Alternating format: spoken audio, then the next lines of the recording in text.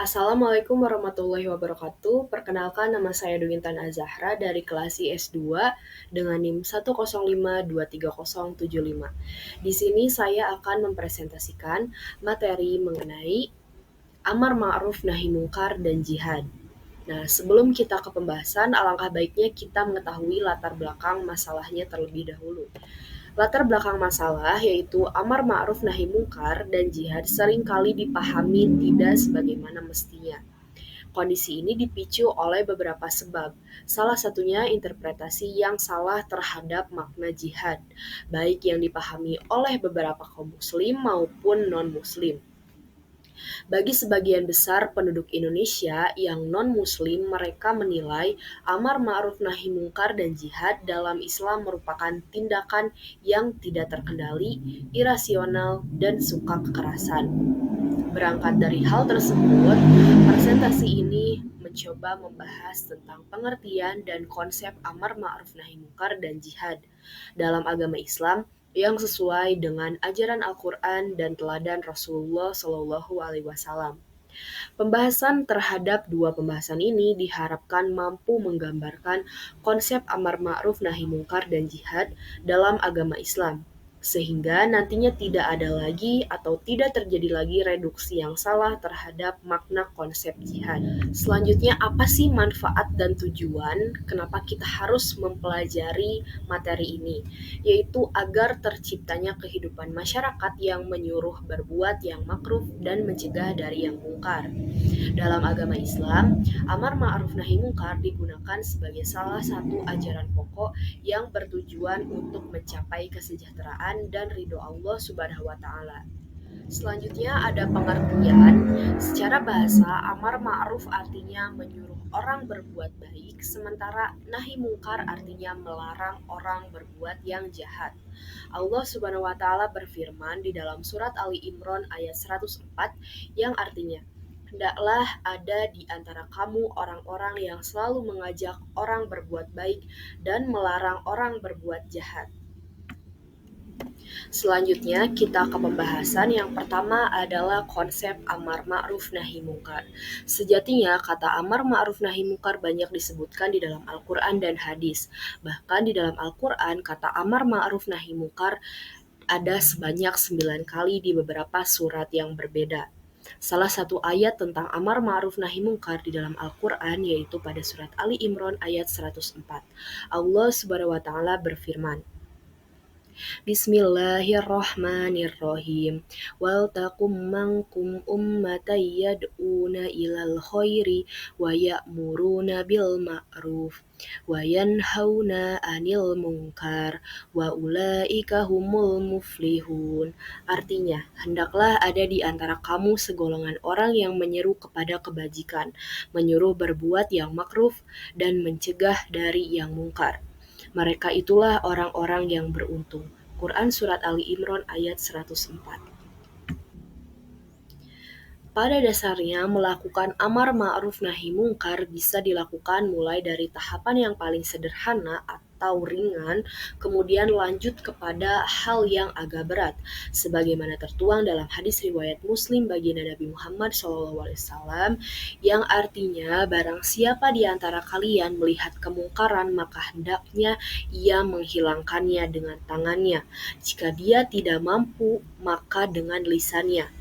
Orang yang tidak mampu dengan lisannya, maka dengan batinnya, dan dengan hati ini adalah lemah-lemahnya iman. Hadis riwayat Muslim. Yang kedua mengenai konsep jihad. Salah satu konsep yang kerap kali disalahpahami atau disalahartikan oleh beda agama maupun umat Islam itu sendiri adalah istilah jihad. Yang ada di benak pikiran kita pada umumnya adalah teroris, bom bunuh diri, perang, dan segala macam. Jangan sampai pemikiran kita disalahartikan dalam mengenal prinsip-prinsip Islam. Jihad adalah upaya mengerahkan segala tenaga, pikiran, dan harta untuk melawan musuh. Jihad dapat diartikan menjadi 3 macam, yaitu 1. Mengatasi musuh yang nyata, 2. Menghadapi setan, 3. Menantang nafsu yang ada di dalam diri sendiri. Namun ada pula yang mengartikan bahwa jihad dengan pemahaman yang lebih tinggi atau yang lebih ketat, maka yang ada di dalam pikiran adalah peperangan, senjata, darah, dan kematian. Mereka memaknai jihad sebagai kewajiban untuk memindahkan orang-orang kafir atau orang-orang munafik sampai mereka masuk Islam. Artinya, mereka mengundang orang masuk Islam dengan cara menentang dan menggunakan perlawanan.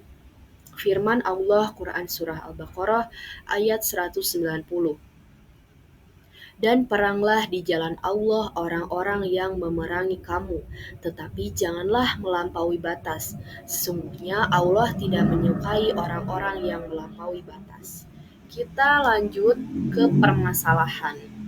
Nah, permasalahan ini saya udah cantumin beberapa pertanyaan mungkin atau beberapa masalah yang sering terjadi di masyarakat gitu, yang sering dipertanyakan di masyarakat. Mungkin teman-teman semua juga sering menanyakan hal tersebut gitu.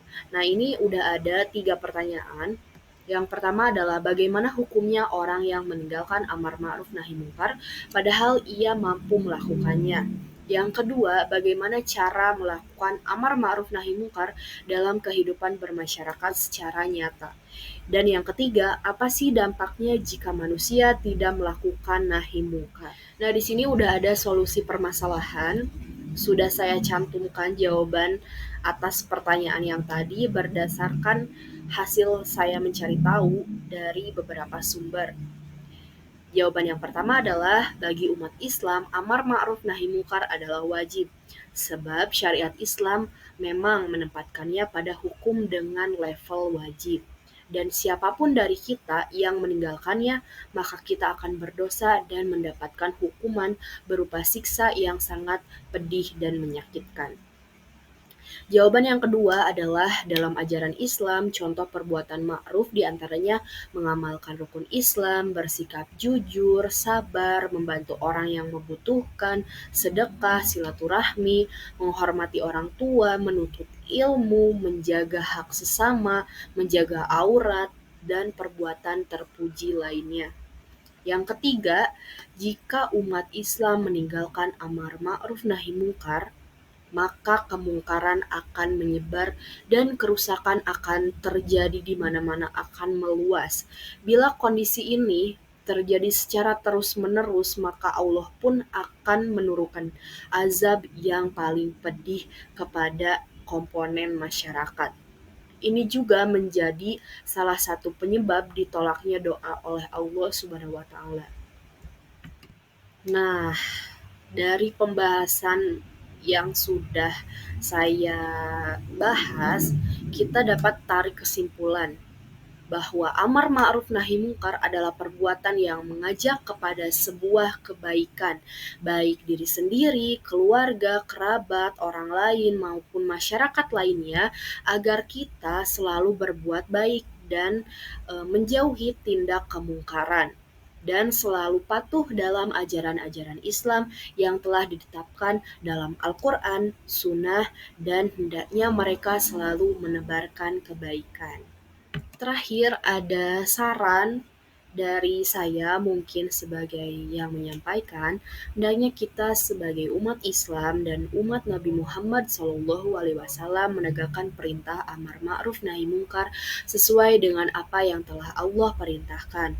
Ini semua bisa dimulai dari kita sendiri, dan jika kita melihat orang-orang yang menyeru kepada keburukan, hendaklah kita mencegahnya sesuai dengan kemampuan kita masing-masing.